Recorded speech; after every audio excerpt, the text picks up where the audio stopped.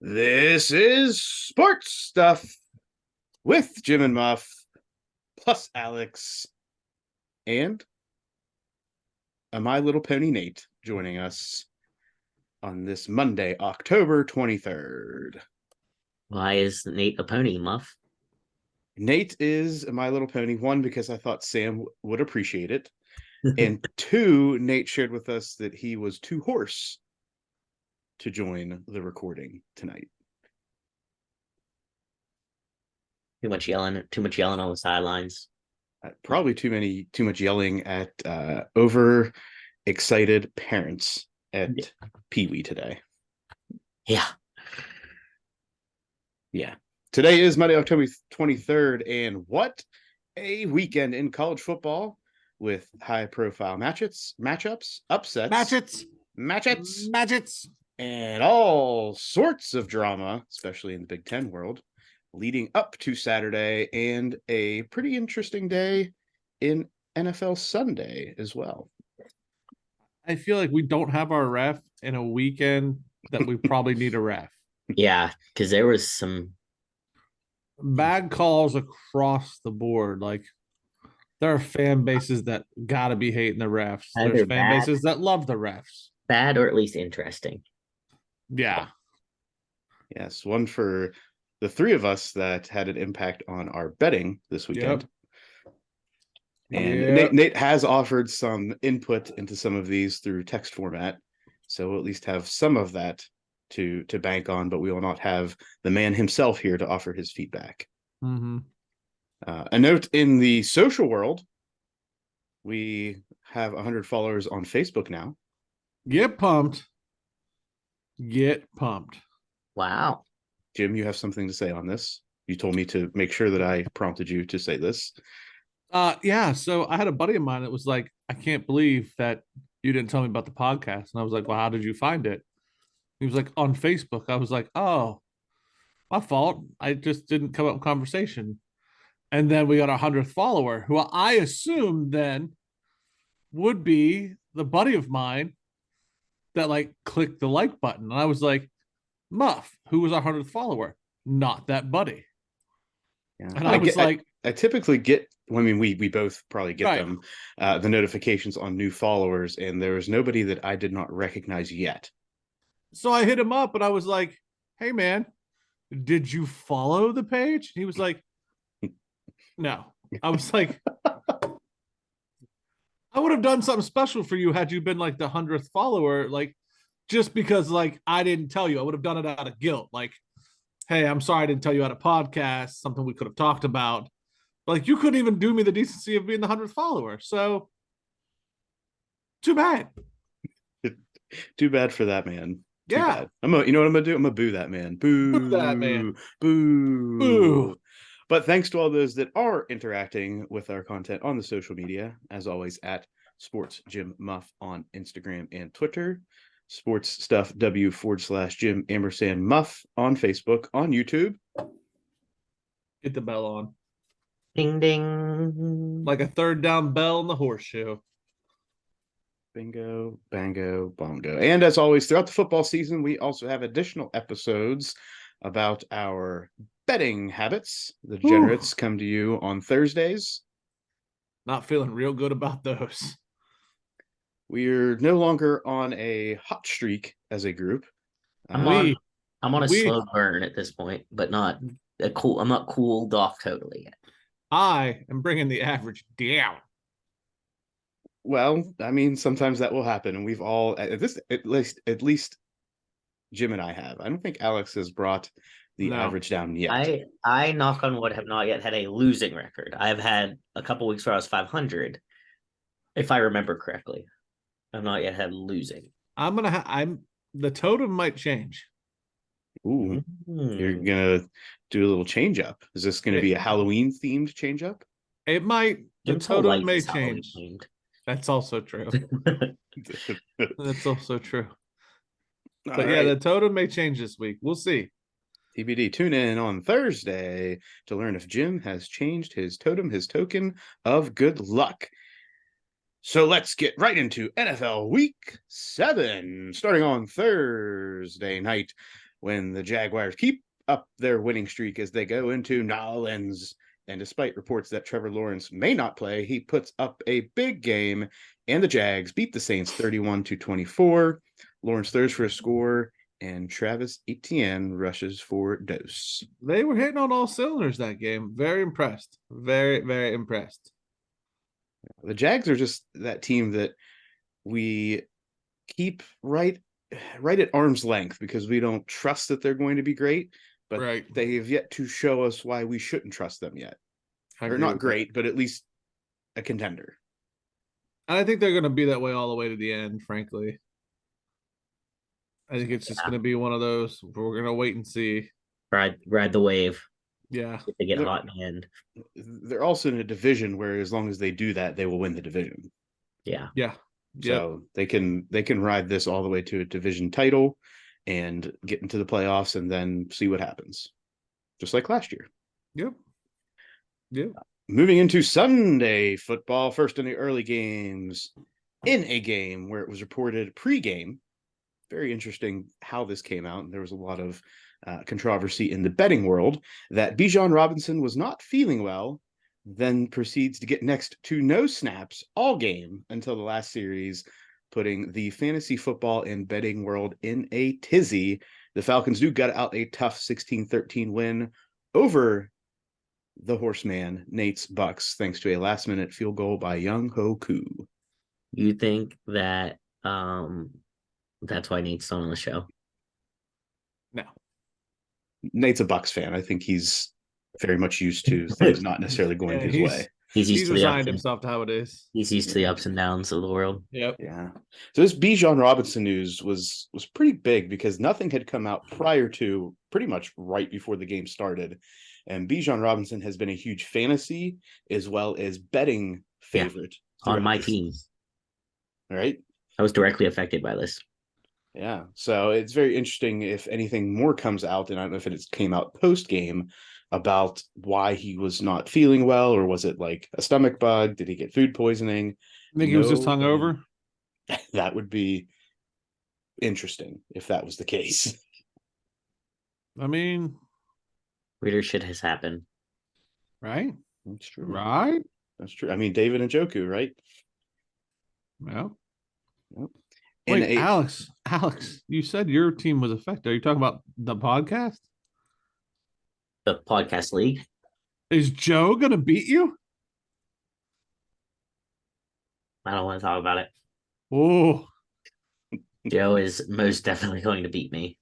It was not that league that I got affected by, but Joe is going to beat me. And that from my tight end getting me 0 points, and every other player on my team basically got me single digit, except for Ford.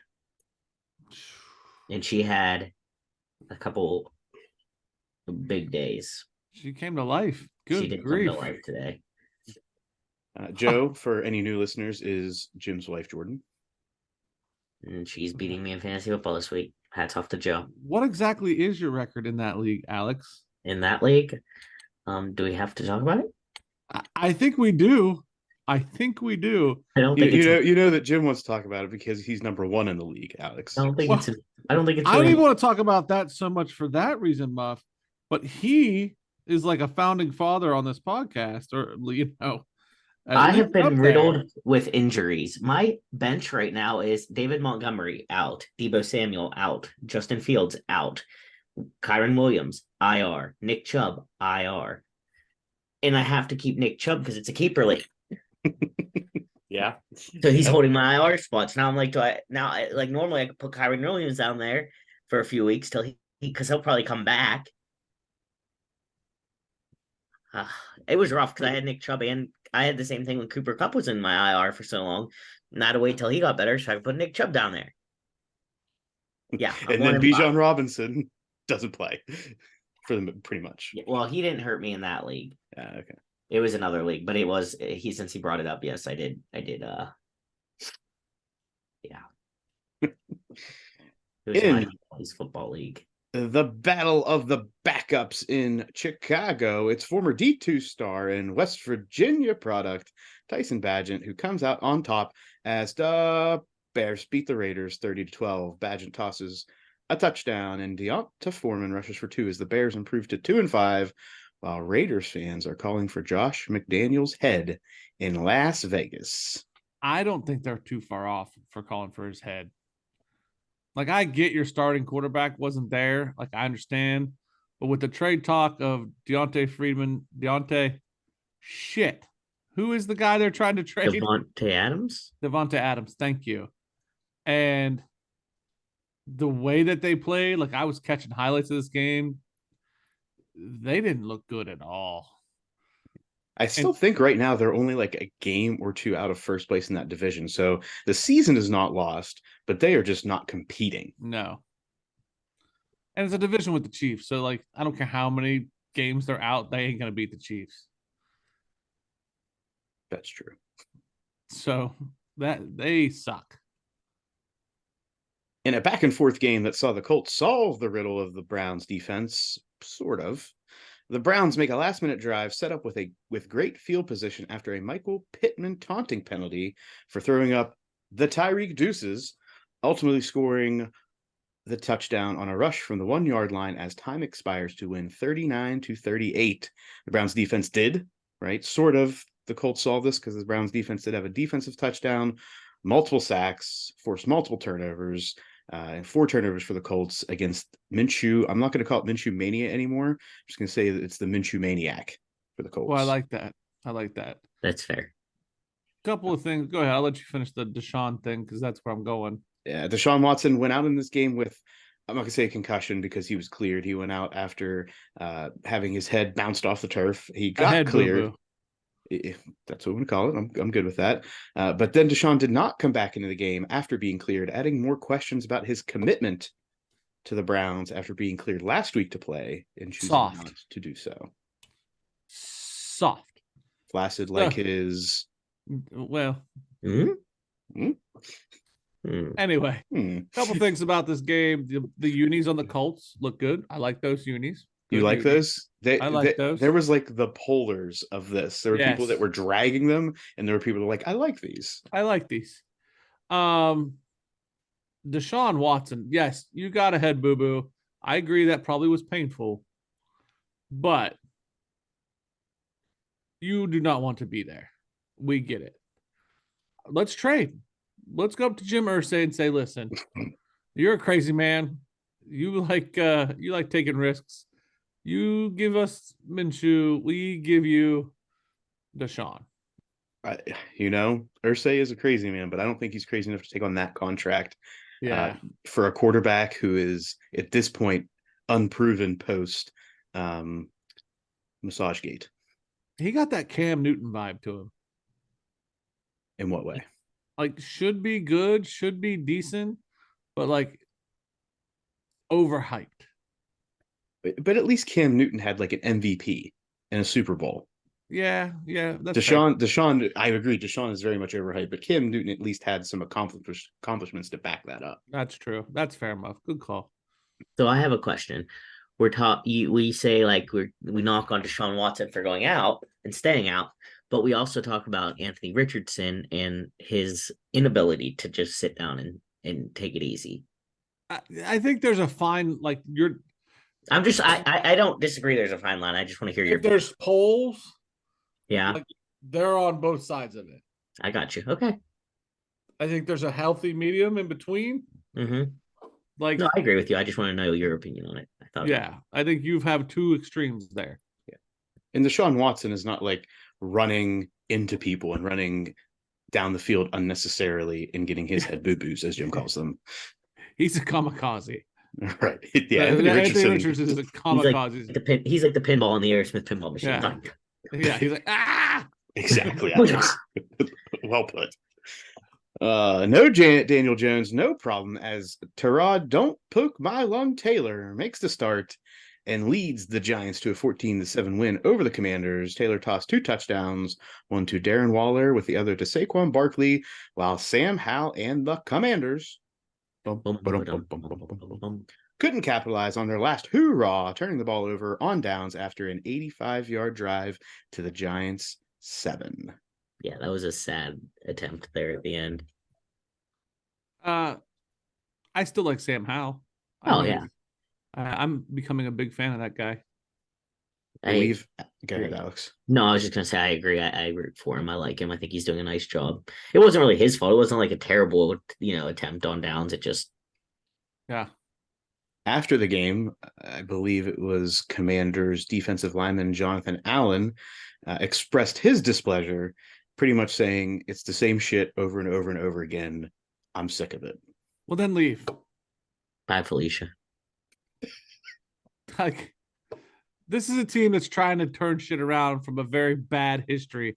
Like, you're not the Browns right now. Calm yourself. Like, let them build themselves up. I get it. Relax. The brand new Lions go up against these. Hey, let's get past this game. Lions lost. Move on. Mode. Yeah, it was horrible. Fuck, was it so bad? Ravens win 38-6. I was so mad. This probably yes, I lost 5 games this weekend. I was very upset about my betting, but this one stung.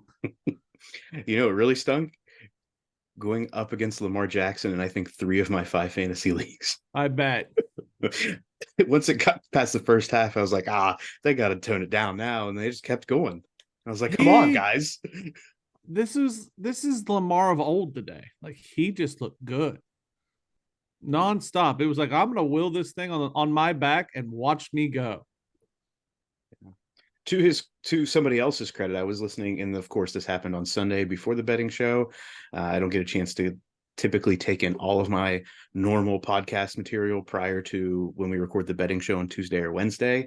And Ian McMillan, who is a pretty good handicapper, was talking about how all of the metrics and all of the stats were pointing to the Lions not being a great team and just having played in good situations thus far. And he predicted that the Ravens were going to just stomp them.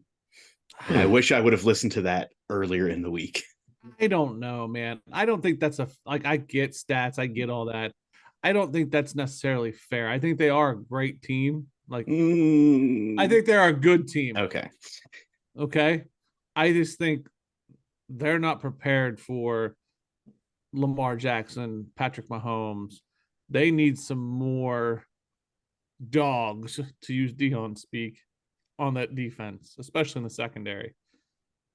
And their offense petered out today too. Right? Well, yeah. I mean, the whole team did. It wasn't just one side of the ball. It was both sides. Yeah, and I'll talk more about this in the college game. I think you see, once you go up 14 points real quick in an NFL game, if your offense can't get in and going back to return the volley, so to speak, you start seeing the life suck out of an NFL team a lot faster than college. It was kind of deflating.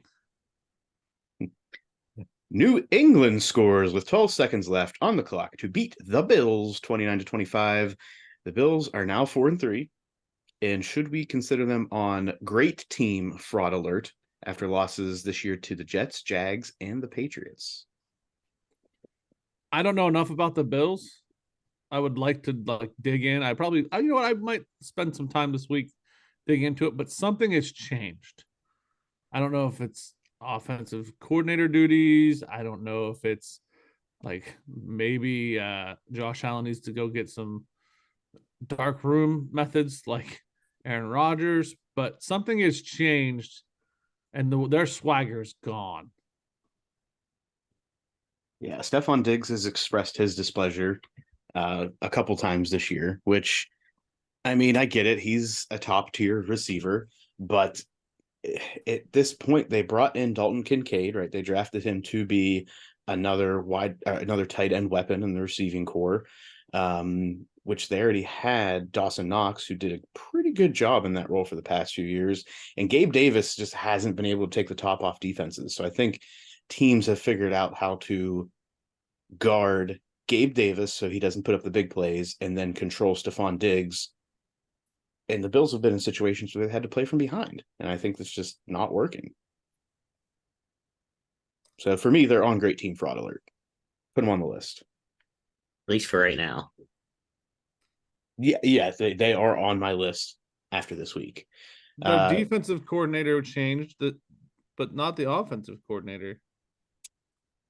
No. They have had a couple key losses on the defensive side of the ball, so I shouldn't downplay that. Right, Matt Milano's out for I think this season, and Tre'Davious White, I think, is also out for an extended period of time. So I mean, they've lost some key pieces on that defense, but I would expect a little bit more from the offense. Josh Allen to me's got that Tiger Woods, I hit a tree, my wife found out vibe to him. You know what I'm saying? Like something going on in that man's personal life or something that took his swagger away. It was like reference to like Tiger Woods, but that was more his wife hit him with a golf club. You know what I'm saying? Like there's something wrong. Yep. There's lots of discussion within the past really week or two about Bill Belichick and his future with the Patriots. Some people gets an extension. He got it in the offseason silently. A long-term extension, they said. The terms and details have not been released, but something has happened in the offseason. The old Mr. Kraft said, "Oh, Bill, we're going to keep you." And Bill's like, "Oh, thanks, Bob. Appreciate it." He went to the Sith Lord, and the Sith Lord said, "Yes, my son. More." So I don't know. We'll see what that looks like. I'm sure the details will come out now that it's been discussed at some point in the near future. We'll get you better stormtroopers. I don't really think of him as a Sith Lord now that I know about his little rub and tug situation. Come on. I mean, I just can't. It's not the same. You think a Jedi gets a rub and tug? I mean, I don't know. It just doesn't seem very stoic and regal. Right, that's why a Sith Lord does it. Stoic. That's the word. That's the word we're going to use. Stoic. It's not very stoic of you to go get it. That's extremely stoic in my mind. The Seahawks were without DK Metcalf, but that does not matter as Geno Smith throws for 2 tutties and Kenneth Walker has 100+ rush yards, and the Hawks win 20-10. Against who? The Cardinals. You'd even put their name on there. Yeah. Like, what do we care about? That's the kind of disrespect you gave to the Cardinals. I mean, I think they deserve it. It's to some extent here. Kyler Murray's back on the team as far as he's off the IR. That's good. They're saying he's going to be playing this year. They just don't know exactly when. I don't know. Josh Dobbs looked fine today compared to Kyler Murray at this point. Well, yeah, we'll see. I'm not saying that Kyler Murray's going to be a world beater once he gets into the game, but he may be a slight step up from Josh Dobbs. Yeah, no, I agree. Oh, I'm not being dramatic. Blame Canada. Matt Canada and the Pittsburgh Steelers offense finally awakens after the bye week to improve on Mike Tomlin's already all-time leading record out of the bye week and his 7th straight win in such games as the Steelers win 24-17, their first win against the Rams, traveling west since Super Bowl 14 in 1980. Wow. Well, I think, correct me if I'm wrong, Yinzers, Mike Tomlin hasn't lost to the Rams ever. Well, you'd have to look at their home record. Yeah, I'm not sure if they've played away since Tomlin's been the coach. I don't think they have. That's what I saw. Yeah. I could be wrong. It's across the ticker today. Mm-hmm. Yeah, I don't know. I didn't see that, but you could be right. I don't remember losing to the Rams recently. I have to imagine there haven't been that many games either. If this is the first, if he hasn't lost, that means that this is his first away game playing against the Rams. Right. I don't know. So maybe like 3 or 4. It's not like 10. I wasn't as aggressively mad about our offense today. I was slightly aggressively frustrated with some of the bonehead wide receiver plays. Yes. I was just going to say that. I was more mad about things that didn't involve Matt Canada. Right. So we had George Pickens, who had a blindside block that was, would have been fine in the old rules. And it wasn't a knockout blindside block. He really just kind of put his shoulder and tush into the guy, and it by the rules it's a penalty. Like, it is what it is. Yeah, it was. I mean, it was the letter of the law. Right. So, and then he got into that guy's grill later, penalty. And Deontay Johnson sometime later, towards the end of the game, which could have potentially put the Steelers in a bad spot at the end of the game. Deontay Johnson gets up in somebody's face and does the after he made a play on a ball and they got the pass interference. Yeah. So the Steelers had 2 plays by wide receivers that could have altered the outcome of this game. That had nothing to do with them catching or not catching the ball.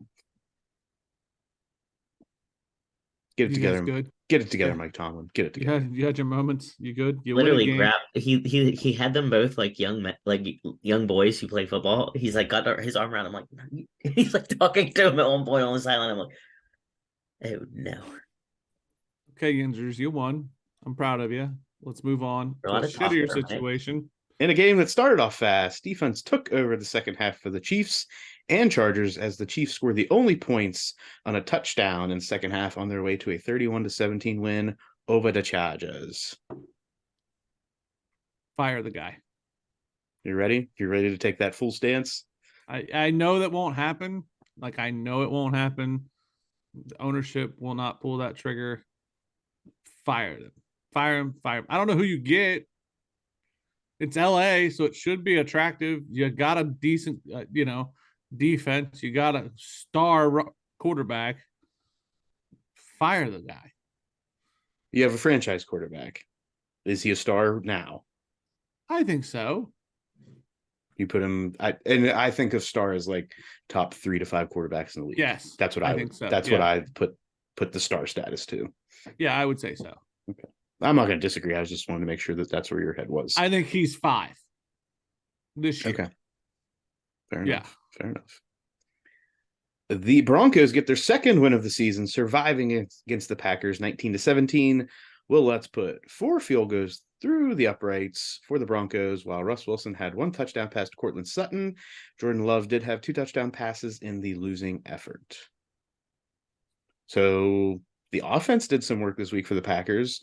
Is it now time for Jordan Love to say, hey, defense, where were you at against the terrible offense of the Broncos?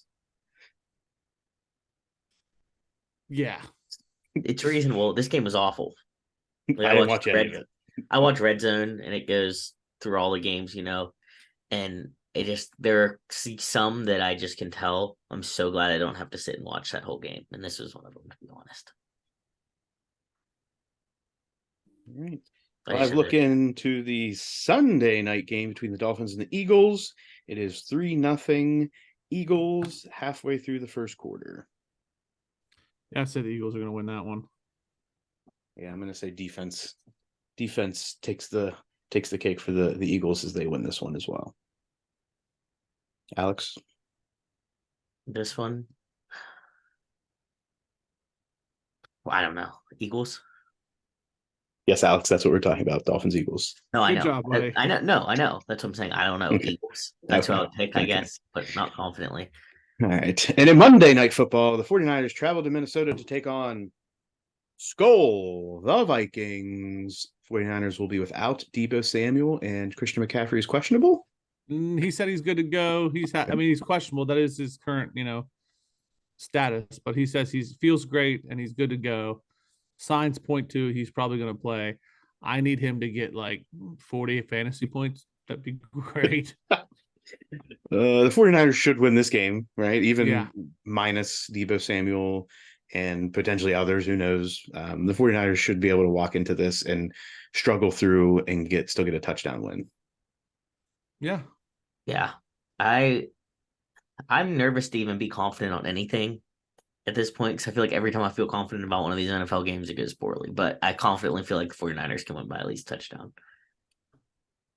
There it is. In other news in the NFL, Roger Goodell's contract is extended through March 2027 in what will probably be his final contract with the league. What do we think will be Goodell's legacy to the NFL when it's all said and done? Massive cover-ups and botched investigations. That's the legacy that you think is going to be left? Interesting. What are the cover-ups? You want me to take the flamethrower out right now? I want you to take 1 or 2 just to put some credence to this. I think the concussion thing that he kind of downplayed and swiped on the rug. I think some of the domestic situations that he toned down. Just his whole approach of protecting ownership when ownership did not need to be protected. I mean, we've kind of said that's why that man keeps getting these extensions, is he is the shield for the owners. So I think when the dust settles, he will have played his part in putting a lot of band-aids on a lot of dark skeletons. That being the case, I mean, it is probably true, all said and done. He did it. He did it well. He does work for the owners. So I think his legacy will be that he found a way, much like in Shawshank Redemption, to come out clean on the other side of a whole bunch of shit and grew the league. Andy Dufresne didn't come out clean on the other side. He still stunk. But the movie says he did, Jim. Okay. We're looking by what the movie says. I could see the concussion cover-up coming into play when you're talking about Goodell's, not even cover-up, but the concussion era of concern. And then just basically the fact that everyone hates him and boos him all the time. But I feel like that's going to be any commissioner. That's every commissioner that's just a commissioner thing. Like there's nothing new Goodell. Yeah. I think Goodell's ultimate legacy and what he's going to be remembered for, at least in the media world, is how he continued to grow the league and brought it to the next level as far as revenue and partnerships that just exploded that. Like the TV deals, Amazon, all of that. Oh, yeah. I would argue it was going to happen that way naturally. Like, I think anybody at the wheel, like maybe not Kevin, but a non-moron probably would have got that to that end result. What year did Goodell start being commissioner? Do you know off the top of your head? No. I can't remember a time before he was. I can't, because I remember, was it Tagliabue? 2006. Okay, that makes sense. I was probably in the 5th or 6th grade, so I knew about the Steelers, and that was about it. Right. So our modern NFL is the Goodell. Yeah. NFL. All right, going into play this week, and after a few scuffles between teams last week in the NFL, especially pregame, the NFL threatened teams with the potential loss of draft picks along with game suspensions if these actions continue. I saw 2 players get ejected today. For pregame or in-game? Pregame, in-game. It wasn't a scuffle. The one was the what was his name? Jackson just launched, or no, I'm sorry, that was college yesterday, wasn't it? Yes. Just launched. Yeah, sorry. But someone else got kicked out today, though, for a helmet-to-helmet or big player safety play. Yeah. So overall, do we like the pregame scuffles? Do we think that's good for the game? Do we think that's good for the hype? It's good for hockey. It's good for NASCAR. It'll be great for the NFL. Yeah, but not going to be, because now they put some teeth to it happening. You see what I mean? Like there's Roger again, taking all the fun out of stuff. Oh, sorry, you guys can't beat the shit out of each other. But you can blast your own brains against each other. Yeah, but I feel like that's okay. You sign up for that part of the game. Yeah, I don't sign up. Like, that would be like me walking into like work every day and someone just punching me in the face to get me fired up for the day. But Alex, if I was like, hey, Alex, fight me, and you had a helmet and pads on, and you were like, you know what, I don't like you either, and we decided to throw hands.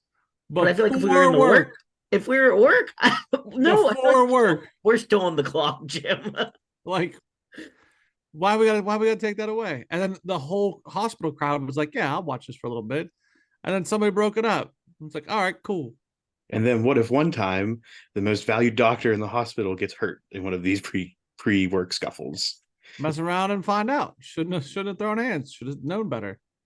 What if it's somebody that just goes in to try to break it up? He shouldn't have broke it up. He should have stayed out. Here. All right. This involves fighting. Jim is very pro-violence, I feel like. Julio Jones signed with the Eagles, hoping to get that Super Bowl ring that eluded him in Hotlanta. Do we like this signing for the Eagles? Yes. Yeah, I put $1 on him to score a touchdown tonight. Did you? Yeah, I mean, he just becomes wide receiver 4 or 5 on their roster, but is somebody in the latter weeks and into the playoffs that may be able to add value to them. Yep. I like it as well. Any other NFL news, gents? Negative. No, sir. Brings us into college football. Breakdown. Let's go. Hey, Rutgers is bowl eligible, beating Indiana 31-14. Let's go, Shiano. They did it. They've done it. They're what, 6-1? Big threat, your rival. Big threat. They're a big threat in the Big Ten West, Jim. I agree. Bringing that Big D energy. I don't know about that. Are they in the West? Well, I'm saying they would be a threat in the West. I do not think they're a threat in the East. I don't know, man. Greg's coming for. Well, he already lost to Michigan, didn't he? Damn. You see what I'm saying? Like, that's what I'm getting at. Is if they were in the West, I feel like they would be a real threat to the division. Oh yeah, they would. Big Ten as a whole, but unfortunately, they are not. Wisconsin scores 18 unanswered in the fourth quarter, taking down Illinois. They were not having a good week against Illinois, and then finally come roaring back. I'm telling you, this is a fickle team that is true blue fickle. He got to turn it around. He can't play Big Ten ball. He's got to bring what he did in Cincinnati to the Big Ten. I'm telling you, either Luke gets on board with this, or he's going to have a long, hard time in Wisconsin. I promise you. This is year one. I don't think you can expect him to bring it year one like that. He's got to build a little bit of a roster. Do not be playing pickleball. Okay? He needs to play pickleball. He needs to play Bearcat ball. Yeah. Nebraska beats Northwestern 17-9. Good job. Jim, does this mean that you are looking ahead at Nebraska's schedule and choosing games that you want to bet on them? No, I'm not allowed. I've stayed true this year. Okay. I'm doing good. Minnesota rode the boat, capitalizing on a late game punt return. Touchdown called back on a questionable call. Questionable is very generous to those referees. Gophers win 12-10. Did Nate give you thoughts on this? Yeah, Nate provided thoughts. So this was DeJean, who was Iowa's punt returner, was simultaneously pointing, I'm guessing, at a teammate or pointing at somebody or something downfield as he was moving towards the sideline. And as he was pointing with his right hand, he was giving the don't go anywhere near it, the Peter call, I'm assuming, to the rest of his team, which was interpreted by the officials and upon replay by the officials to be a fair catch signal because he was waving his hand. So I have not seen a good replay of the entire play of DeJean. Just that part where he's pointing and making we'll say half of the safe call in baseball. Do you know why you haven't seen it? Because it was on NBC and they probably didn't get it. So I wanted to ask Nate this, but I wanted to know, so if they did call it a fair catch call, what was the reasoning behind them not penalizing Minnesota for tackling him? Right. Well, one or the other. It was either a fair catch call or it wasn't. So the penalty, as soon as somebody makes a fair catch, catches the ball, and starts to run, this is the thing, it was after review where they did this. Once you make the fair catch call and run, it's a penalty already, or the play's dead already. You can't then blast him. Then he rocked his world after the play was dead. Right. He returned it for a touchdown. Who knocked who? But they hit him hard. Yeah, if you're gonna call it, no, what I'm saying is this was after the play where they reviewed it and said that it was a fair catch call. In game, there was no stopping of the play; they let it play out. Then it was after all of this. Let's just end it with it was bullshit. Nate did say that he did not think it was a fair catch call and it should have stood. Yes. Now Iowa played a shit game. 2 total offensive yards in the second half to offset 234 yards of punt yards. Iowa sucks. Like, their defense can't bail them out every time. And if I was Iowa's AD, the offensive coordinator is fired. Like, they just lost probably the West. Goodbye. His only saving grace, the only one left, is that they're not using their first string quarterback. That is the only thing that they can even point to at this point. I don't care. Gone. All right. This game did have the lowest. No, this is important. This game had the lowest under total at 30.5 points in NCAA football history, at least of known football lines, right? This is probably in the modern football era, especially since lines have been public. History, and it still went under. What do we think it's going to be next week? Fired. 28. Fired. Who do they play? Right? Iowa's schedule we've got to see a total in the 20s. Oh. Hold on 1 second. Talk amongst yourselves. You guys can cover this next game if you want. Number 2. So they hold on. Oh, sorry. They play Northwest. They still have Northwestern and Nebraska left on their schedule. One of those will be 28. If one of these does not get under 30, I will be shocked. Shocked, Alex. Yeah. Whatever. Fire him. Okay. Carry on. Us carry on, or are you good? I'm good. Michigan continues to. Michigan beat Michigan State. We don't know if they. Michigan State. We don't know if they cheated to do it, but what? Shut up, Jim. They were cheating before games, not in game. Yeah. We don't know if they stole Michigan State's signals weeks ahead of time. I think they just beat the dog shit out of Michigan State. Yes. Well, we do have that question now, don't we? They're a lot better. You have that question. I'm not worried about it in this game. I'm just saying. This game, I don't think was ever going to be in doubt. I don't think they wasted their time trying to steal signals. Well, this was not the game that they were going ahead if they were. If there was ever a reason for me to say cheating bastards, I found one. I'm just saying. So who's more of a cheating bastard? I mean, the Astros have been proven cheating bastard. Michigan's being investigated. They're cheating bastards. So was it Bill Belichick who had the whole video camera of Spygate? Is he a cheating bastard? That was an accident. Oh, we just randomly put a video camera up during a practice to get some photos. It was an accident. Sorry, guys, didn't realize that was illegal. Man, I left my security camera in the women's restroom. Like, oops, an accident. No, he's a cheating bastard too. He's a cheating bastard too. All right. There's a thin line between greatness and cheating bastard, then, right? Yes. It's only cheating if you get caught. That's always going to be what I say. And they got caught. He's a cheating bastard. They haven't got caught yet. They're being investigated. Oh, they're cooked. Anyway, we'll talk more about that later. Yeah, you want to hammer this one? You want me to hammer this one? This is your college football breakdown, buddy. I'm not going to say that horse shit that you just wrote. Like whoever wrote that is no. Ohio State. Oh, what? Alex, I want to.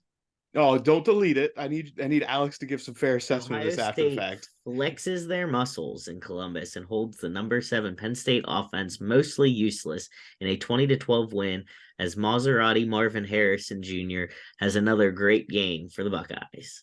Okay. That was what was written on the paper. I did not inflect any emotion to it. That's a pretty objective breakdown.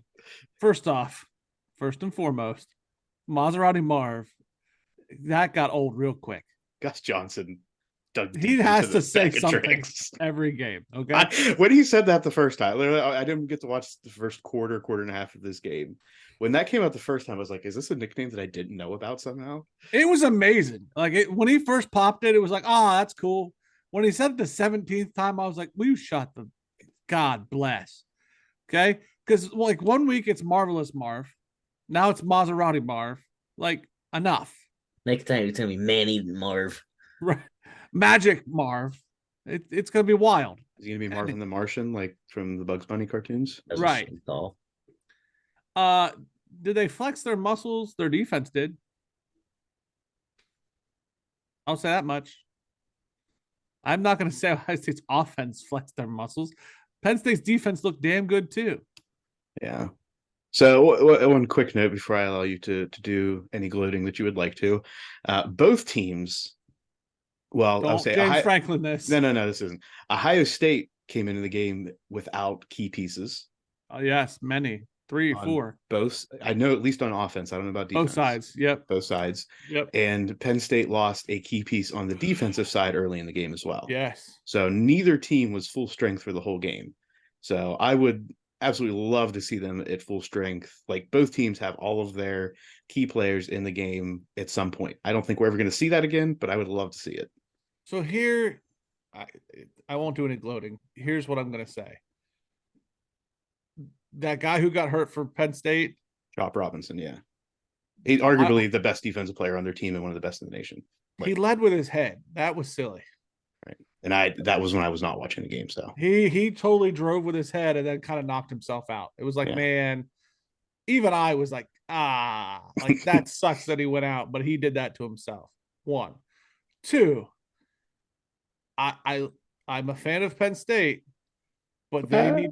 I am, as much as you hate it, because I thought you were going to say as much as you are. I was like, wait a second. I question the receiving ability and your quarterback's ability to get them the ball when they go against Michigan. I worry about that because that quarterback can't move, Muff. So Drew Aller, right? Self-admittedly, and whether you like his assessment or whether you think it's bogus or anything, he said he sucked. I mean, not the most honest assessment a quarterback can give somebody after a game like that. Sure. And I agree. So Penn State, he is the starting quarterback 1 to 2 years too late for the receiving core that he has. Yes. That was the problem. This was my biggest concern going into this game. I knew the defense could hold their own. I was worried about what the offense could do if they got shut down running the ball. And that's what happened. And my concerns came to full fruition.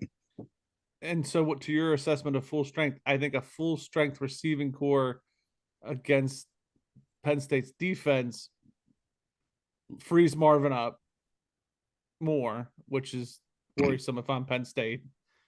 And I think a full strength defense allows Drew Aller to get hit some more if he doesn't find receivers. Like, as soon as Ohio State smelled blood and could go after him, that's all they did in that second half was like, all right, send everybody, which they have not done in 6 games at all.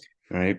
And for me, the key points, the key items in this game that led to the Penn State loss and the Ohio State win were, 1, Penn State does not have that big playmaker like Marvin Harrison Jr. on their team. Yep. That's Absolutely. number 1. And number 2, what could have been, and the penalty was legit. I saw it later on. I was wondering the touchdown that was called back. It was a legit penalty. I mean, it is what it is. That could have been a turning point in this game if it would have stood. I definitely said that was the game. If you guys had gone up 10-0, that'd have been hard, real hard to come back from. And essentially, it was the other way around. Right, it was a 14. It was a 14-point. It was a 14-point swing. Yep, that was hard to come back from. So, do I think either team can beat Michigan after watching that? And I know the score says 49-0. They struggled with little brother in the beginning, and you cannot do that against either one of these teams that played each other. You said, and I'm just gonna say, you said this many weeks about Michigan is they struggle to start. And I'm not gonna say that's not accurate. But struggle to start against one of these two teams. I dare you. But struggling to start was still their defense dominating. You're saying struggling to start offensively. Yeah, do that against one of these two defenses. I'm telling you, because as soon as they smell blood, they're not going to let up. You build the confidence in either one of these defenses, they're gonna pound you. And honestly, I don't think that McCarthy is as good as they say. And yeah, that's Ohio State homer, but I also watched the shit out of that game. Right, and we'll see when they play top teams. That's what this comes down to. Exactly. I mean, that's just a wait and see thing. Yep. For now, we can't say he's not good until he proves that he's not against top teams. I can say that. That's my opinion. And I don't think he's that good. I think it's an uninformed opinion thus far this season. I'll eat my words at the end of the year. Or hopefully, like, you guys have the tiebreaker, right? If we lose to Michigan. See, that's the thing. Penn State is sort of in the driver's seat at the moment. Well, I didn't like that commentary either because they said it. And you've said it. Everybody said it. But Ohio State, all Ohio State has to do is win. Oh no, I agree. Which is the same thing you have to do. They're putting the cart. We're both in the driver's seat. All right, they're putting the cart before the horse here. Like, all we got to do is win. Just win, baby. That's it. Anyway, let's move on to the other top 10 teams. Florida State takes advantage of Riley Leonard's injury, dominating the second half. Not even the second half, but anyway, winning 30-20, 38-20. Heartbreaking for Duke, plus the points betters with a last-minute garbage time touchdown for the Seminole. Yeah, they really cover. Alex was very upset. I was too because I followed him. They really dominated the last quarter. I mean, if anything, I don't even know if they ever dominated. I mean, Duke stayed in it. Duke was up for a while. Yep. And like I said, they would have covered. It would have been an 11-point game, but Duke had to go for it on fourth down. Didn't get it. Gave Florida State good field position. Let them get a rinky-dink touchdown. And Riley Leonard tried to get back in. And the coach was like, no. And he was like running on the sidelines and everything. The coach was like, no. Which, to the coach's credit, and we've seen, I think even this weekend, we've seen coaches be like, and I'm trying to think of the game we saw it in because it was stupid. I saw a player get hit in the head and come back in, and I was like, he should have come back in. But like Riley Leonard twisted his ankle, who has a legitimate ankle injury, and the coach was like, and this is a game where like you can still be a contender. Yeah. And the coach was like, not risking it. I was like, kudos to you for not putting victory and glory in front of that kid's health. So in his career and his future, yeah. That was a good move. And leave it to Duke to do that, right? Right. Exactly. big brain move from a big brain school. Right. Yeah. Good move. Yes. Number 8, Washington uses their defense and squeaks by Arizona State 15-7. Arizona State is 1-6, but seems to be staying competitive in all their games. Betters beware. I agree with that assessment. Yeah, I do too. I don't know how. Like, Arizona State should be an awful team. Yeah. But they keep staying competitive against good teams. And I don't know what it is about them. I haven't watched one of their games. Let's be honest, I'm probably never going to watch one of their games. But I'm always going to think about it now that they've done this. Yeah, fair enough. Number 11, Alabama continues their winning ways against Tennessee, beating the Vols 34-20. There was a lot of bullshit drama and cigars being lit and all this shit. I thought Alabama had this game pretty handedly. Not at the beginning, though. I mean, Tennessee went out to a 13-0 lead. Yeah. Alabama had to fight their way back to get this one. They never felt like they were out of control. I still don't really like I mean, you're still Alabama, so I mean, but yeah. Utah, number 14, Utah puts another L on Caleb Williams and USC 34-32. Cam Rising is out for the remainder of the year. Finally have gotten confirmation. I called that last week, though. But I understand that, but it has not been confirmed by anybody. You also called that he was playing the first game of the season. You also did say that. I did. In fact, you put a bet on it, assuming that was the case. I did. But when I read the totality of his injury, I was like, yeah, he's done. Yeah. What's this Caleb? Somebody else put this in here, and I would like to know more.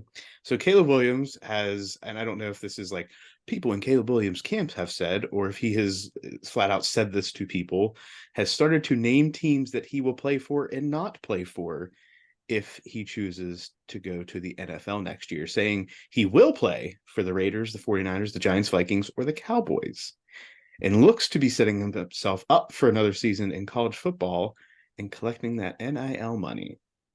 Well, the Raiders are probably your only ones that'll be down low enough to get him, right? Potentially the Giants. Yeah, Giants. Potentially. Vikings are not in a good spot right now. Yeah, Cowboys and Niners probably off the table. Right. Unless they're trading, which there's no reason for them to trade up. I don't think Jerry's that excited about Caleb Williams right now. I don't know about you, Muff. Okay.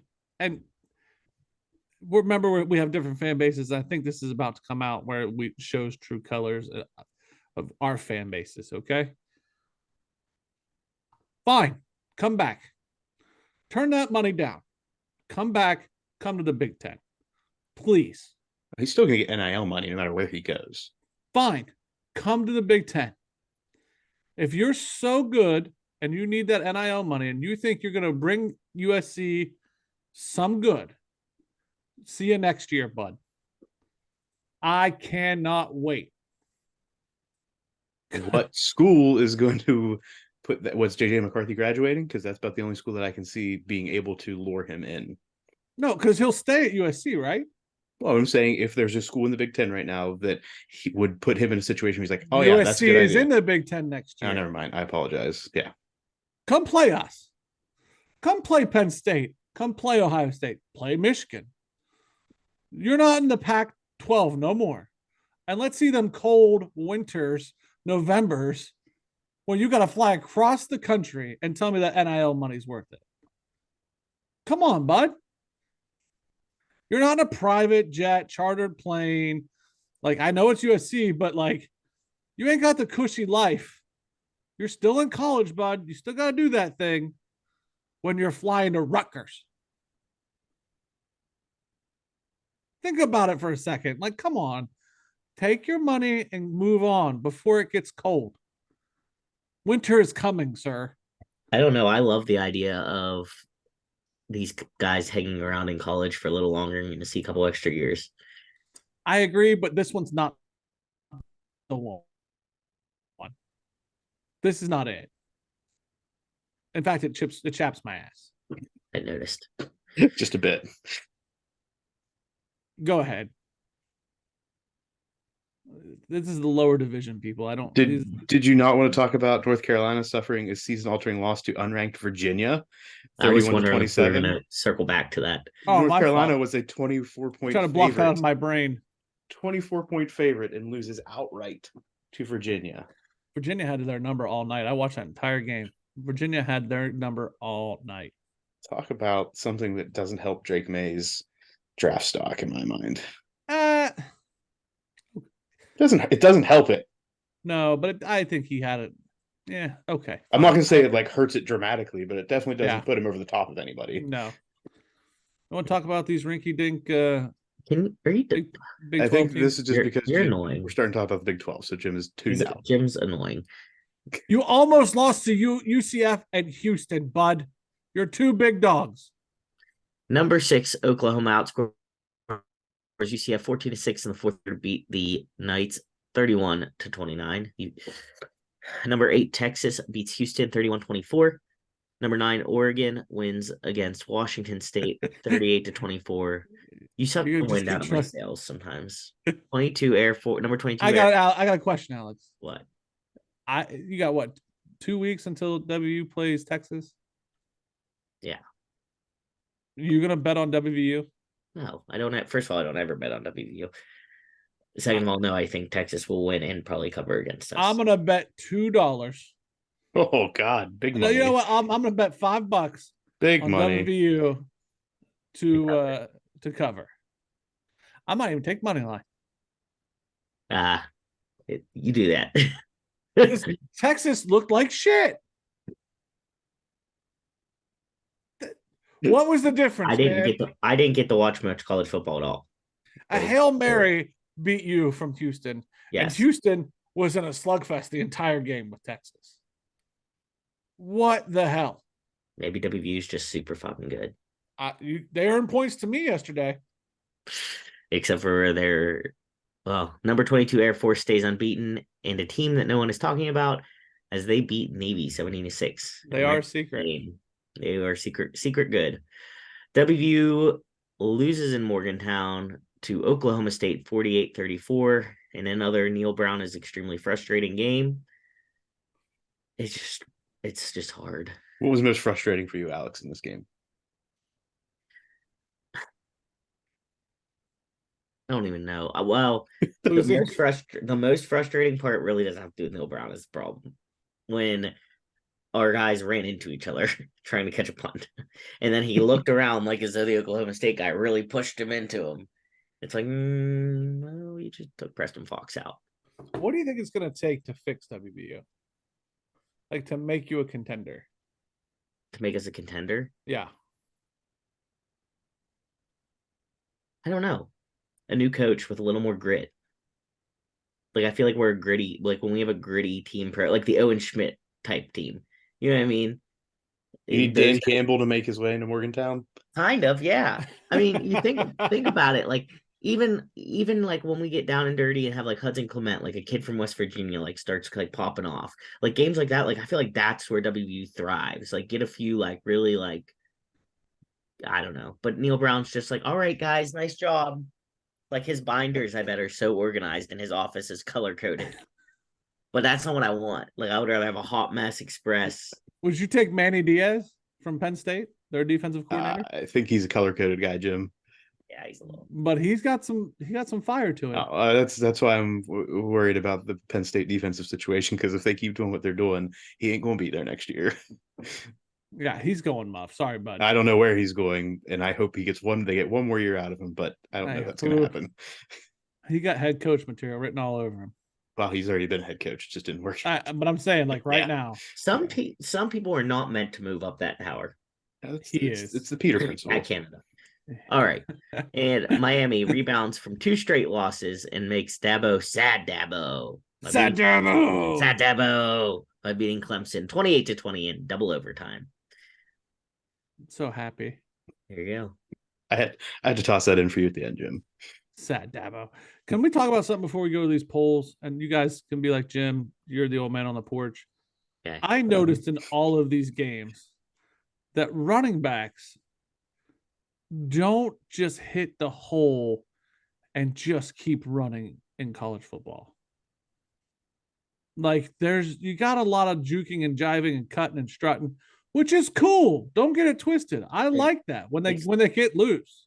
But you don't like that at the same time. But there are moments where, especially with Big Ten football, but in other games, where you just want to see somebody knock a dude over and just truck stick him and go. And like it seems to me when a running back makes contact, it kind of just stops now. You know who? Am I the only one? I've noticed that. I mean, you're seeing it at all levels of football now, in my opinion. Ugh. You know who probably is the least, who's the most Jim on the porch guy should be a fan of? Who's that? The team that you will not root for ever is Blake Corum in Michigan. Not going to do that. I'm just saying, if you're looking for the team that I think does that more than anybody I've seen, at least at the top level, it is Michigan. Too much east to west, not enough north to south. Yeah, it's ridiculous. I mean, you guys and us both, Penn State and Ohio State, during that game, I was like, just keep running. It's because it's zone reads. That's the difference, is the type of blocking schemes that are put up. The zone read is made for the east to west and then hit the hole once it opens up. There's not you're going through the 2 hole no matter what happens here. With the zone read schemes, the intention is to start going to the right, and once you see the hole, to hit it. That's the difference between the zone scheme and then the wham football, where you've got the fullback who leads up into the hole and you just follow him and hope. We need some of that. Bring me some of that. Michigan has it. No, I don't want that, though. That's gross. All right, let's go to the polls, Muff. All right, the AP in the top 10, we have Georgia, Michigan, Ohio State, Florida State, an unchanged top 4, followed by Washington, Oklahoma, Texas, Oregon, Bama, all who move up thanks to the Penn State loss. Penn State lands at number 10. We followed by Oregon State, Ole Miss, and Utah. This is not something I would, if you would have told me that Cam Rising was not playing this year, I would not have expected Utah to be where they are. I don't like Penn State dropping below Oregon, Bama. Texas, Oregon, Bama. Yeah, maybe Texas, maybe. Texas at least has a marquee win somewhere, right? True, but I think because Oregon lost their marquee game, and so did Penn State. So what makes? Do you know what I mean? Well, if you just say the teams that they lost to, now Penn State has the opportunity to move themselves back up by beating Michigan. Bama lost to Texas, which is a lower ranked team than Ohio State. Oregon lost to Washington. Oregon lost to Washington, lower ranked than Ohio State. Lower ranked than Ohio State. So in my mind, Penn State should be above those teams. Penn State's only ranked win is against Iowa, who we have just said is a horseshit team, though. Texas doesn't have ranked wins. I mean, not. Well, yeah, they do. But They do. I'm sorry. I still think Penn State. That's not. Yeah, they beat. And I think the committee's going to fix that. Right, and that's the difference between the AP and the committee when it comes. Yeah, they go. I think they go above Oregon and Bama. Yeah, I think that's one of. Here's the thing that I heard. One of the talking heads that I really have just major disdain for this thought process is Ohio State's going to be number one in the country when the committee meets. And I was like, no, they under no circumstance should they jump Georgia or Michigan. No. Well, Georgia's got their own issues to tangle with coming up without Brock Bowers. Yeah, no, you're right. But I'm not saying that should influence, not saying it should influence their ranking, but they may find themselves dropping just because they're not putting together the solid wins as they may have with him. Yeah. I think the top 4 should probably stay where they're at right now. Yeah. When the playoff committee comes, the rest, I'll give or take. I don't care. I think Washington deserves their spot. I think Oklahoma deserves their spot. And then I would go Penn State, Texas, Oregon, Bama, Ole Miss, Oregon State. I mean, at this point, I'd put Bama over Oregon right now. Yeah. Yeah. But in the top 25 this week is James Madison University as they join at number 25. But guess what? The NCAA has ruled, and this is not a new ruling, that they are not eligible to be the Sun Belt champions and to represent the Sun Belt and to play in a bowl game. They've started the season 7-0 after their win this week at Marshall, after finishing last year 8-3. And they reclassified 2 years ago, which means they have to go through a 2-year period where they cannot be the conference champion, or at least the conference champion of record, and they cannot participate in a bowl game. Last year, they had a top 25 win over Coastal Carolina. In the offseason, James Madison Athletics filed a waiver request to shorten the reclassification period to 1 year, and the NCAA, in their infinite wisdom, denied the request. So here's what I think. I think we start a campaign. I say we tag Pat McAfee. I say we tag FanDuel. I say we tag all the shows. I'll do it. I'll take care of it, Muff. Don't worry. And we just blast the NCAA and we try to get them in. And here's my thing, okay? The bowls invite you, not the NCAA. The playoff committee ranks you, not the NCAA. You don't need them. So they can thumb their nose and say, no, you're not allowed. But it ain't your decision. So let's just get them in. We start off pressure. We can get them in. Let's do it. Okay. How about it, buddy? I'm down for the campaign. Okay. I'll contribute in my own ways to the campaign as well. I'm going to do it. Make it happen. Make it happen. Alex, you on board?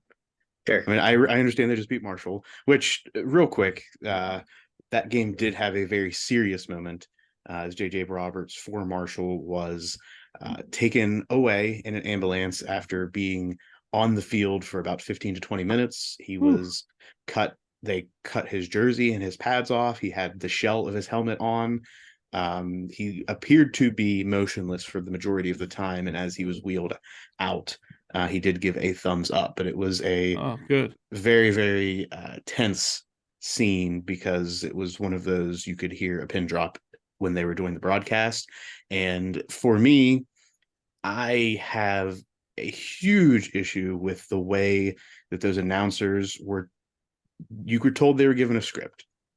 At the end of this game, if James Madison wins, blast the NCAA for the issues we just brought up with James Madison. They used 10-ish minutes at the end of this game to blast that without bringing attention to the fact that, hey, somebody on the field may be in a really bad spot and we don't know yet. They instead used that whole time to blast the NCAA. So I have an issue with ESPN's way that they portrayed that. What would you like them to have done? I mean, I'm cool with them bringing this up, but it almost seemed forced. And it was like they just kept harping on it over and over and over again, unnecessarily. Like, bring up your point, make your point. We're good with it. We understand this. And then they would come back to it and come back to it and come back to it. I would at least like them at the end of the game to just be like, hey, and as a reminder, there's a player that was carted off the field. We hope everything's great for him, his family, moving forward. There wasn't even that at the end. No peace and blessings. There was no peace and blessings, Jim. Gotcha. He was moving everything, by the way. Yeah, things have come out positively since then. Yes, sorry. AJ Brown was just a little slow to get up. Mm-hmm. College games of note next weekend in college football week 9. We have 8 Oregon at number 13 Utah, 20 Duke at 18 Louisville, Ohio State traveling to Wisconsin in the battle of Day versus Fickle. At this point, it's avoid trap games all the way to the end. There you go. 21 Tennessee traveling to Kentucky. Oklahoma traveling to Kansas. Alex, are you conflicted? Yes. Yeah, because I'm a closet Kansas fan, but I don't want to see our horse in the race get upset. So I think I have to root for Oklahoma here. And Georgia at Florida. Upset alert. In the swamp without Brock Bowers. I'm not going to say that. It's on my mind. It is on Georgia is on my mind playing at the swamp. BYU at 7 Texas and Colorado. Do you know what that would do? Oh, it would put everything on its head so quickly. Shit. I think this is like the game of the week to me, like in what it can do for everything. Alex, you almost want that to happen. What? As a Big 12 fan, yes, you do want that to happen. You want that upset to happen. Oh, yeah. Oh, yeah. Yeah, no question. And lastly, Colorado playing at UCLA. Wait. His wheels are turning. That almost blocks out an SEC playoff. It could. Georgia wins out from there, maybe. It depends on what else happens, but they would only beat. They'd play Alabama one more time. Mm-hmm. Alabama at that point would be ranked. They could at the potentially up 6, top 7? top five, depending on what else happens, right? At the best, Muff, because at the best top 5. Michigan, Ohio State, Jim. There are Florida other games State. that can happen. There's other trap games. I'm just saying, at best they could be top. At best they could be top 5. Yeah. So Georgia still has. And then the SEC championship, but they know because Florida would knock them out. Florida beating them would knock them out of that championship game.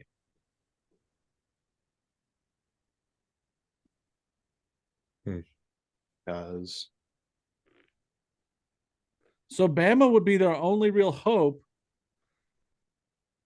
Shit. I mean, that's if all those teams went out, Jim. Doesn't necessarily mean that Florida knocks them out. It just means that Florida would have the tiebreaker over Georgia. That's a mess. If Florida were to win out. Well, do we know what time that game's on? Because now I'm excited. Got to be prime time. It is a 3:30. It's an SEC. It's a 3:30 game. That's what you're talking about. After that game, Georgia plays Missouri, Ole Miss, and Tennessee, and then ends the season at Georgia Tech. Whew. Cool. This is a good week. All right, Jim. Colorado at UCLA. So Dion puts the bye week speech, which basically is like, hey, you're going out into the wild now. Like, do good things. But he gives like a PowerPoint. And if you've watched any of the Tiki Talks, his son creates these things and Dion gives a speech and he does his PowerPoints. But this time I struggled because Dion's like giving this whole, if you go out in public, you need to be respectable. You need to, not take anything from other people because that would be Don't bad. steal. You should have to tell people not to steal. No, will you calm down first? He's essentially starting to say donors, okay? And he's saying if a young woman, no means no, essentially saying don't rape, now you can go. Don't rape and don't pillage. They don't pillage and rape the town, but you can have a week off. Don't rape, kill, pillage, and burn. But then, like, when he keeps saying, like, be upright, respectable, like, using all big words that he likes to use, but the PowerPoint spells out the word you with just you, the letter U. And the first time he did it, I thought, oh, it's a typo, right? Maybe it was just a botch. It does that throughout the entire slide, like every slide. So like Dion is creating these PowerPoints on his phone. Like he's texting what he wants to say to somebody and they're just copying and pasting on his slideshow. But he's telling these young adults how he's going to groom them and make them men and he's going to get them ready for the world. But his PowerPoint slide is shit. I don't think the slide is shit. The language is shit. They copied and pasted his text messages, Muff. That's what I'm saying. The language is the problem. It's not the. I was very disheartened, and I I've been a Dion fan all year. I will say he's speaking the kids' language. I don't know if it's for the best, but he's doing it. So is that where we're at with it? Like he put it in that language so that the kids would get it. It's for the kids.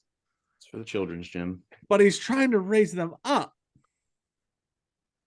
Right, and then if you're talking about the message is there. I mean, the message is maybe questionable in this case. Not questionable, but the way he's delivering it may be questionable. The language and the professionalism in which he is presenting it to them, potentially concerning.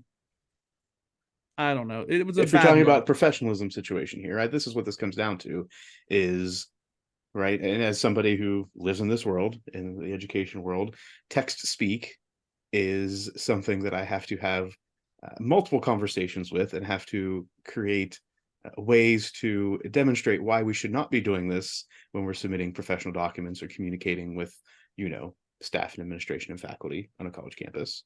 So I will say that's a bad example. I had seen another previous Tiki Talk where like he's like only 2% of you are going to make it to the league. Well, the other 98% are going to have to make resumes, and the way you're presenting it, they're all going to have you typed wrong. Like, Dion, use your resources and not your kids to help you present what you're trying to do. That's all I'm saying. Do better, Dion. Go ahead, Muff. In other college football news, we have Michigan being accused of stealing signs and the fallout that has started to happen and may continue. Rat bastard. To go down. Michigan has been accused of doing on-site pre-scouting of opponents, which is not allowed by the NCAA. The rule that the rule is being applied to this situation is, and I quote, off-campus in-person scouting of future opponents in the same season is prohibited. And these allegations are not just potentially from this year, but also from 2022. Cheating bastards. Jim Harbaugh denies any knowledge of this type. Of course he does. And his staff will fully cooperate with the investigation. Where are they going? Like going to other football games? So they're sending in spies to other football games. Okay, can you talk like normal? That is the normal. Jim. I will dress it up for you. This isn't wartime, Jim. You have a bias, and I want to hear Muff explain. They're sending in scouts. Okay. To other teams' games to scout, wink, wink, other opponents, which you cannot do during the season. That is the lamest version of what they're actually doing. There are allegations they are sending. I'm going to do it nice. I'm doing the actual allegation, Alex. Calm down. They're sending in analysts. Mr. Connor here is a military analyst, and they're sending them in. Look at his background. I'm listening. He's an analyst for Michigan who has a military background. Don't call him a military analyst. That's not what he's doing currently. He's an analyst from the military. No, with the goal of stealing signs from the other team. Did he say that was his goal? That is what they're being accused of, Alex. Hence the reason for the first time in my long tenure of watching Ohio State, this week, Ohio State put up boards behind their coaches when they were sending in signals. Right. And I've seen these boards for years, right? And I was always like, is this, and this is me, right? In my my ignorance to this. Initially, I was like, oh, they're doing this so there is a good background for the people that are giving these signals, right? If you put it against a white, a red, whatever color the boards that were, some of them have like these, I'll call them like some type of fabric that they have people on each side of it and they pull it out whenever they're doing the signals. Like, oh, this is so the quarterback and any that have to see it are easily able to see the signals and they're not blending in with uniforms or anything like that. Now I fully understand that this was because this concern has been going on for years. And Michigan got caught. Right. So what's the difference? So you're allowed to watch games of them on TV. You just can't go to the games? Correct. Right, Alex? Off-campus in-person scouting of future opponents in the same season is prohibited. That is the rule that's being applied. Okay. I just wanted clarification. Okay. Michigan has then suspended Connor Stallions, who Jim is referencing as the military spy. The military spy. Military spy. After being identified as a person of interest in said investigation. And they asked for his laptop. Right. They asked for his laptop, which obviously... Which points to the motherfucker was recording the shit. Well, it leads to they want to know if he was. I'm not going to say that he is. And given what Jim has so eloquently put, his military background, I would imagine they ain't going to find shit. He erased the hard drive. So you're telling me that if this all goes and they say, nope, they weren't, yes, they were sending someone, but no, it wasn't stealing signs. They weren't videotaping things. You're going to say it's just because they erased the hard drive and there's no evidence. There's no evidence. Just as I said at the top of the show, it's only cheating if you get caught. Okay. I'm just checking. I will stand true to that. So you can't call them the cheating bastards yet then? I can call them cheating bastards now. Why? They haven't been caught. It's an alleged allegation. You have to let the process play out. In the court of public opinion, they're guilty. I understand, but if you're going to give this an objective stance, you have to allow the I situation. will be objective. I'm going to take Greg Schiano, who said there's something fishy going on down here.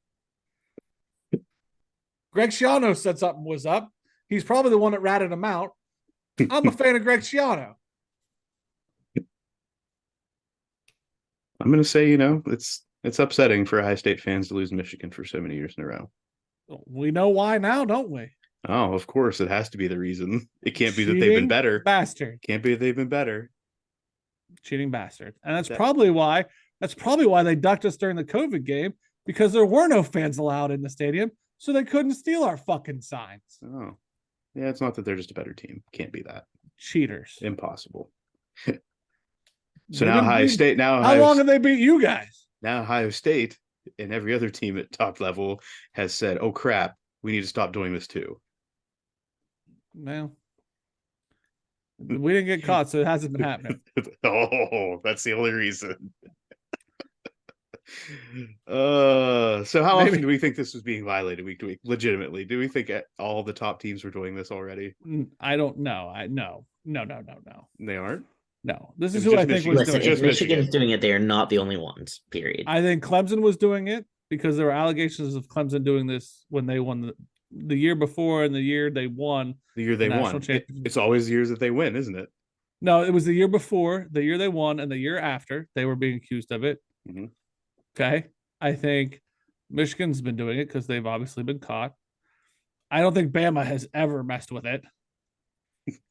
I wouldn't say Georgia, maybe Georgia, but I doubt it. I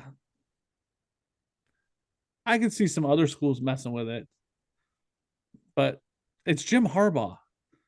What does that have to do with it? The man drinks milk with his steak.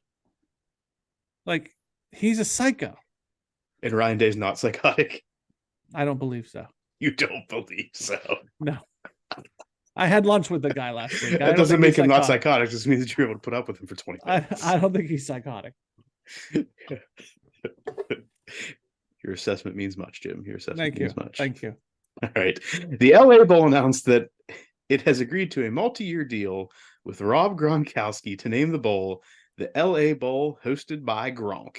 Stupid? I think this is a bowl that you need to be putting James Madison up for, Jim. No, because then I gotta get Gronk in on it, and I just don't want him to. We have to aim low, Jim. We have to get them into a bowl. We can't expect them to be in the top bowl. I want Pat to get his name on this, not Gronk.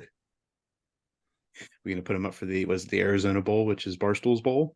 James Madison goes to that. No, screw Portnoy too. Right, because he's a Michigan fan, not because he can give them a good platform. Yep, forget Portnoy. What bowl then, Jim? What bowl are you going to put James Madison up for? Whatever Jimmy Kimmel names his bowl. It's the Jimmy Kimmel Bowl. Let's do that one. Okay. Moving on to Jim. Other resting news and sports. No. Other resting. Listen. That was other resting. Other resting sports. News. George Dirk, are you? Have you been drinking Jack this whole episode? And I Not just at all. Realize it? Not at all. Other Ready, action.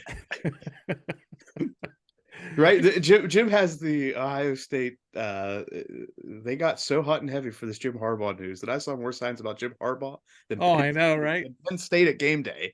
Yeah, they were already so hot over that. It was like, oh, there's a game today we're playing against another team that we could be blasting for so many different reasons, but we're going to choose to look past that. Here's the thing, Muff. We don't hate Penn State. I don't know how to get this through your head. I understand. We don't hate you, but guys. it's still the game that you were playing that week.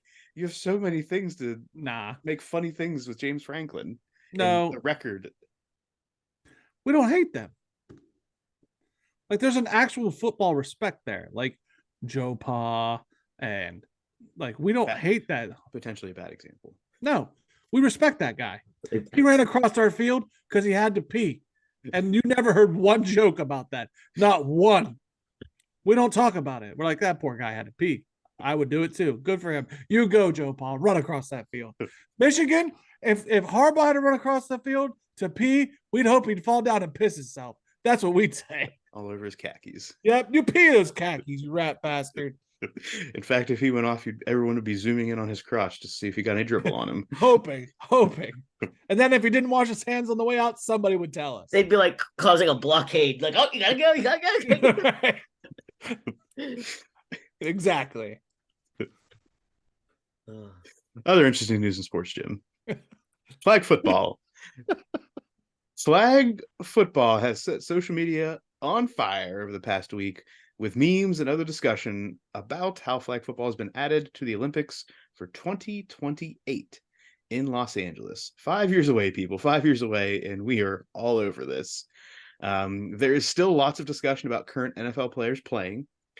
The timing is conducive. It's July 2028. So, before the season starts, right as they're probably in good physical condition, going into training camps and final preparation.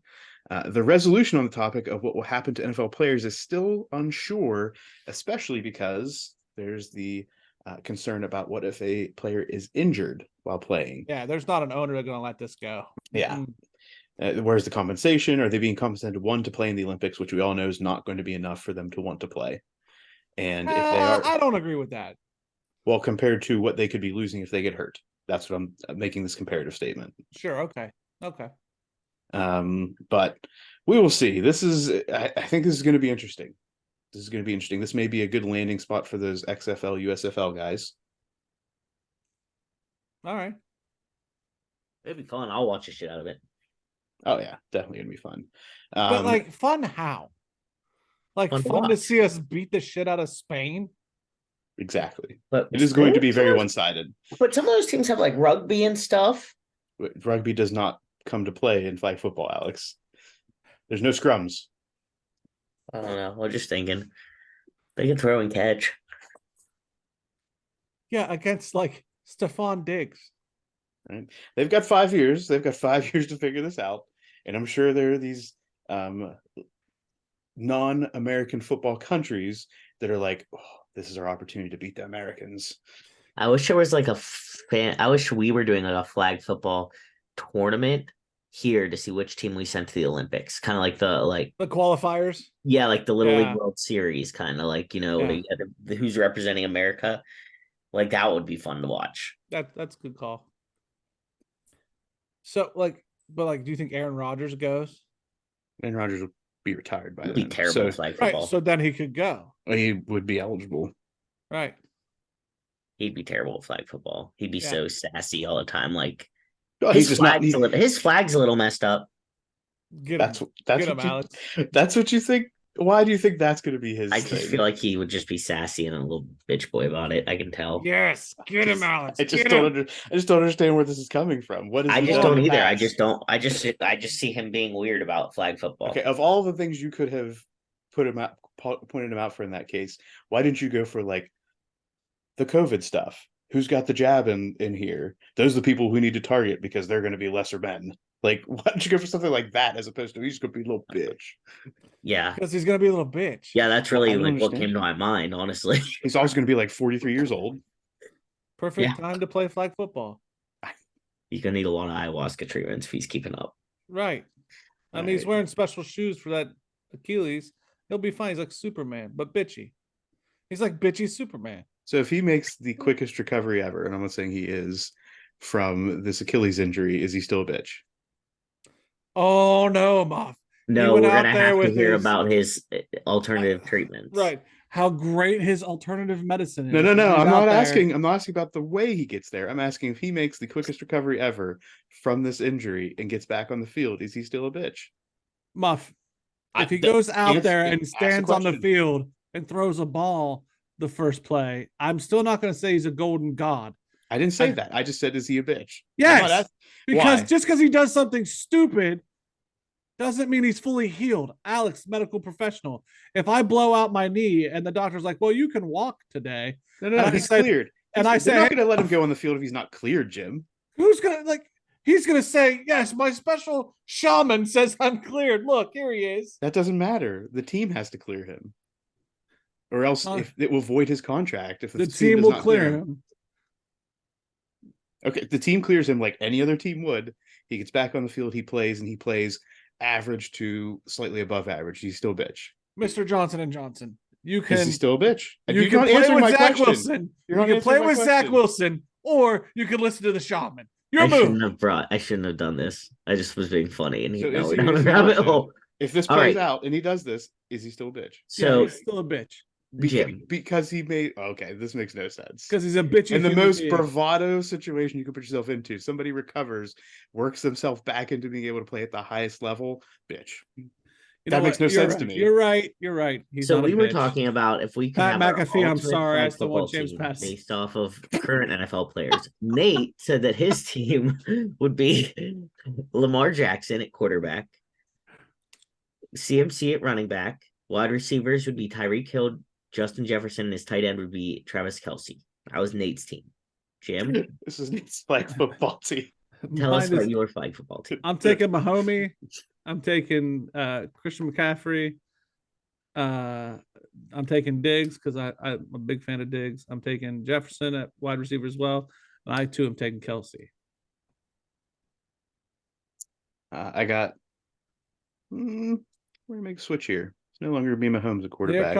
Here it comes. No, it's not Aaron Rodgers. Here it comes. It's not Aaron Rodgers. Give me Josh Allen at quarterback. I thought about him. As somebody who's going to be able to run the Lamar Jackson type of situation here. I'm going to have Christian McCaffrey at running back. I'm going to have Stephon Diggs and Tyreek Hill at wide receiver. And I don't know how we can not put Travis Kelce in there. Like, there's nobody else at that, if you're looking at that position, that's going to get that nod. Well, we also need him to play defense, and I think Kelce can play defense. Yeah. That's kind of what I was thinking a little bit. So I'm throwing AJ Brown in with Tyreek Hill as my receiver. I think he's bigger and could get up. You know what I mean? I like it. Not everything's good about being little and fast. Yeah. But everything else is the same. Mahomes quarterback, McCaffrey running back, Kelce tight end, and then Hill and Brown. Yeah. Now, I hope we all know that Lamar and Mahomes are never going to be on a team. Never. Ever.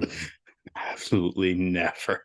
I think Kelsey's got a good shot. What if you tell like a second string, like a Bajan type guy? So he's having his little run here. Will it last very long? Who knows? But you're like, or you could play on the Olympic flag football team and be like, all this notoriety because you were the Olympic flag football quarterback. Like, I could see some of these guys from the NFL who don't play very much being like, I'll risk it. All right. I don't know. All right, like NCAA girls basketball. Women's. Caitlin Clark. Got it. Sorry, women's basketball. See, Clark. that is an Aaron Rodgers fan right there. Caitlin Right Clark. there. Caitlin Clark and the Iowa It's literally basketball called team. college women's basketball, Jim. They so call he it. has a slip of the tongue. It's called women's Alex. Caitlin Clark and the Iowa women's basketball team played an exhibition against DePaul in the crossover at Kinnick, bringing in a record 55,646 fans to witness more points in 5 minutes than Iowa football can probably score all season. Probably. That's a lot of freaking fans at a women's basketball game. I dig it. That's exciting. Like, if we can get more Caitlin Clarks, I'm always about a new sport to cheer for. Speaking of women's basketball, the women's Girls. professional basketball. Right, Jim, you can call these girls all you want. They probably kick your ass. They probably. The Las Vegas Aces won the WNBA championship after a 70-69 win over the New York Liberty to take the series 3-1. The Aces beat the star-studded Liberty and attribute it to teamwork. Go Aces. Yeah, good job. Probably juicing, but good job. In boys basketball, does that make them? Never mind. I'm not going to say it. Bad choice of words if I was going to use that word. Not going to do it. In boys basketball, Spurs rookie and the next great one, Victor Wembanyama, is looking like a cheat code in the NBA preseason and maybe making some of the most ridiculous highlights due to his length throughout the season. Have any of you seen any of these? No. Absolutely outrageous the things that he is doing in the it's the preseason. I get it. But just the amount of ground and air, not just the ground, the air that he covers whenever he's like 7'1", 7'2", whenever he puts his arm up, he's going from like the middle of the court to the wing, like the wing extended and altering shots. That is unheard of. Absolutely unheard of. I just think I hope that he stays healthy. That's all I hope in this situation. Yeah, no, he's a spectacle of a human being. All right, and in big West Virginia news, for real, you can't knock me for this. In college soccer, West Virginia has 2 of the top 5 teams in Marshall, who was number 1, and WVU, who is number 5. Number 5 WVU beat number 1 Marshall in men's soccer last week 5-2. Oh, wait. Not boys? We're going to call the men, but we can't call the women, women? Sorry. Oh, look at him. Sorry. I'm just saying, but sorry. Why can we do tongue. this? Just curious. Why is this a thing? It's all right, Muff. In boys soccer, I got a boys basketball. When did we talk about boys basketball? Oh, we're talking about the NBA. Yeah, I said the National Boys Association. Yeah. Pay attention, Muff. Yeah, so big deals going on in West Virginia. Apparently, we're a soccer state. And that's soccer. Do we wrap it up with baseball? Oh, in baseball, in the ALCS, the Astros lead the series 3-2 and are currently down in Game 6 against the Rangers 3-1 in the top of the 6th inning. We'll see what happens to the original cheating bastards in the rest of that series. And in the NLCS, the Phillies lead the Diamondbacks 3-2 with Game 6 tonight, Monday, on TBS at 5:07 p.m. Okay. Questions for the boys. Okay. Mm-hmm. Who would you rather party with? Urban Meyer, Dana Holgerson, or Sarkisian? Well, Dana Holgerson would be annoying. Alex isn't playing with Dana. Party. Urban Meyer makes me nervous. I feel like we'll get in trouble. I think you're going to get in trouble with all 3 of them. All 3 of them have notoriously gotten in trouble. Sure. I'm going to go with Sark. Yeah, I'm going to go with Sark because I feel like I'm going to get to go to some really cool places with him. Like, I feel like Dana's going to take me to the dive bar, which I'm all for, don't get me wrong, but I can go there myself. I don't need him to do that. Urban's going to bring me to, like, he's going to be too public for me because he's going to want people to see him. That's true. Sark's going to bring me like in the back door of this really cool place, and we're going to be in a VIP section with bottle service, and it's going to be a really interesting and fun experience. That's why I'm going with Sark. I think that was sound logic. My only question with Sark is there may be blow, and are you ready to party at that level? Doesn't mean I have to participate. That's what I was kind of thinking about Urban. Would it be fun to be like, "Are you sure you want to do that?" And just watch him like, "Yeah." Yeah. It kind of reminds me of like Hangover vibes. You know what I mean? Right. Right. Right. Okay. Question dos. And this is for Alex because I don't think Muff and I can answer this. Who is the better quarterback? Kyle McCord, JJ McCarthy, Drew Allers.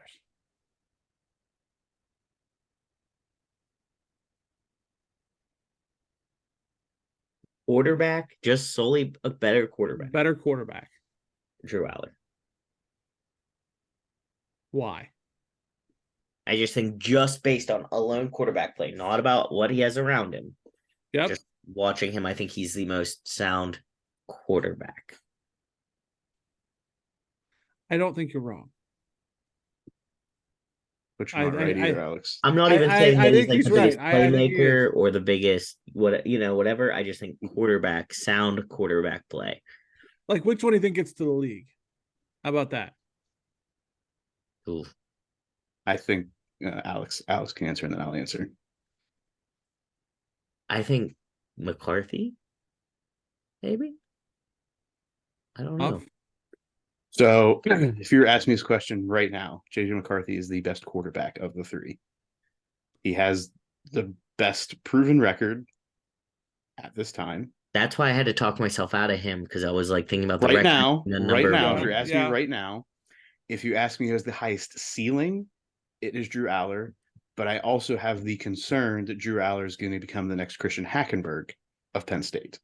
That's the concern. He has the similar build, the similar hype coming in, and he's exhibiting some of the similar issues that Hackenberg did towards the latter end of his career. The good news is for Drew Aller, this is his first full season starting, and he's not doing this at the end of his career. He's doing it at the beginning, where Hackenberg came out like a house on fire and then just declined. I think Drew Aller has the ability to progress positively and turn into that quarterback.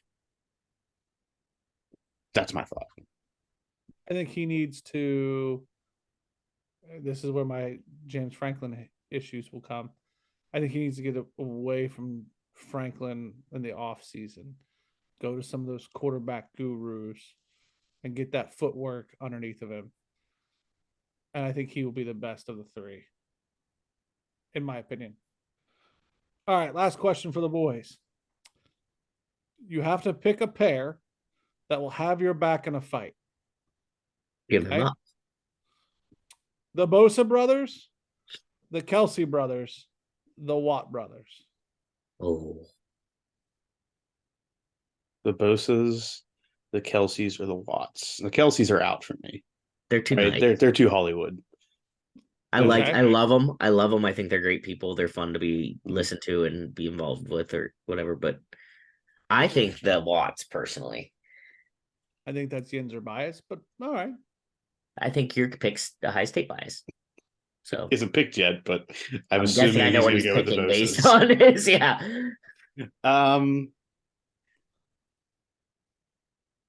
Where's the fight taking place? Where is this fight happening? In the street. In the streets? Yeah. Yeah, Kelsey's are still out. I think the Watts are going to fight dirtier. And I think that the Watts... No, the Bosas are definitely fighting dirtier, Alex. This is... For that reason, the Bosas probably have a slight leg up because I am more sure that the dirty folks from Ohio are going to be dirty in the streets. JJ's Captain America. I feel like the Watts have He's going to bleed and he's going to do what he's got to do. But when it comes down to it, he's not going to sweep the leg, Johnny. I feel like the Watts are more loyal. I think you both are wrong.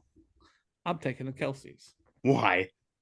Because this is Jason is like that hardy, beefy, through and through human that is going to go to the ends of the earth for his brother and the guy he's fighting for. Like, there's no questioning him. He will be there no matter what.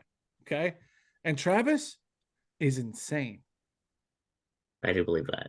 Like, if you go back through his college days and like the annals of what he's done, he's nuts. Like, and unpredictable. I like that. Give me that. I want to see the Bosas fight the Kelseys. That would be a hell of a as children from Ohio. That would be amazing. But I think like if there was a fire hydrant loose and like Travis could get his hands on it, he might, and just pick it up and scare people with it. Like I think he would do it. Like I think Joey would be like, Joey Bosa would be like, I don't know, man. Like maybe Nick Bosa also nuts, like true blue insane.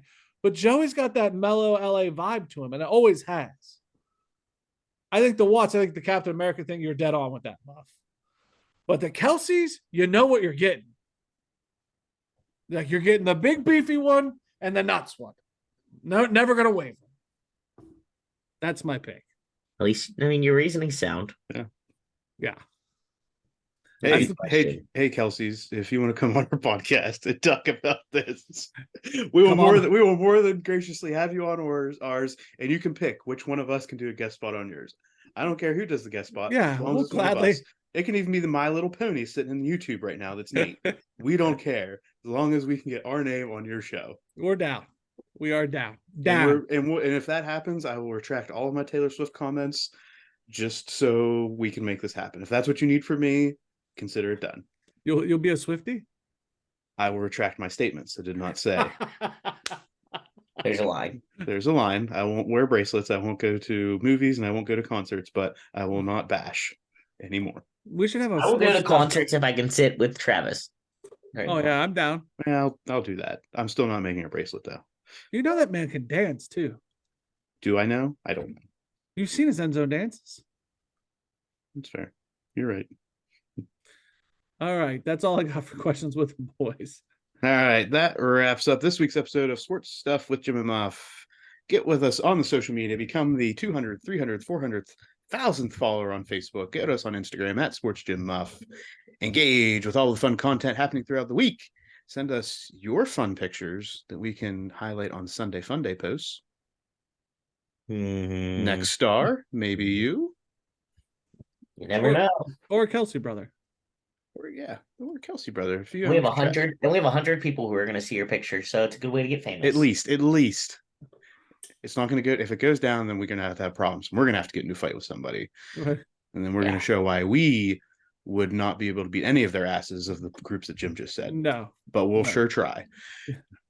And as always, make sure that you tell a friend, make a friend, be a friend.